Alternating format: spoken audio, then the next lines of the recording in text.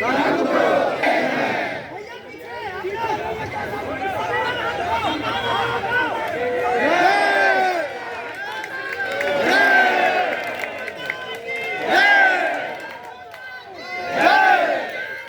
जी जरा बढ़िया से लगाना इसका तुम आज बढ़िया से करना। जैसे जो हमारी आचार मैनुअल है, हम उससे हट के कुछ भी नहीं मांग रहे हैं। जो भी उसमें मेंशन है वही चीज़ हम लोग मांग रहे हैं। दूसरा ये है कि लास्ट ईयर जो 2020 के अंदर हाई कोर्ट का एक आदेश भी आया था कि जो अलाउंसेस है आप उसको दे रहे नहीं दे रहे, विद इन 4 वीक आप उसको जो है इम्प्लीमेंट करिए।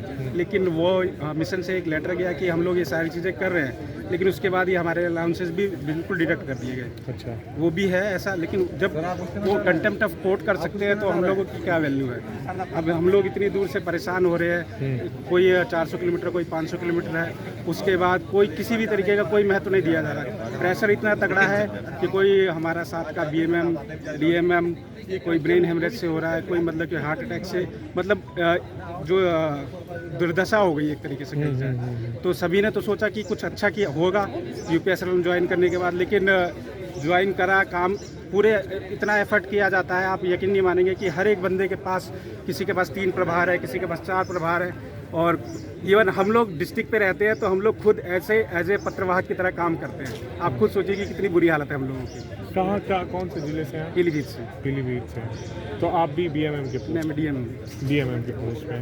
तो जिस तरीके से बताया जा रहा है कि ये काफ़ी दिन से आप लोग का 2019 से, और अभी आपने बताया हाई कोर्ट का भी, हाँ वो है, हाई कोर्ट का भी इसमें दखल अंदाजी है, लेकिन फिर भी इस आचार पॉलिसी को अभी तक इसके बारे में तो देखिए, जो अपर लेवल के जो हमारे जो ब्यूरोक्रेट्स है, या जो भी हमारे जो सीनियर्स है, या जो भी हमारे MD है, जो हमसे रिलेट करते हैं, जो सुपीरियर्स हैं, वही मेन है। अगर वो उस तरीक़ों को सही से इम्प्लीमेंट कर दे, या जो भी हमारी जो इश्यूज़ है उसको सही तरीके से आगे सुपीरियर्स को कहाँ गए आप लोग? अभी तक किसी के पास अपनी इन मांगों को लेके गए, या किसी ने आपसे कांटेक्ट करने कुछ हुआ आ गया?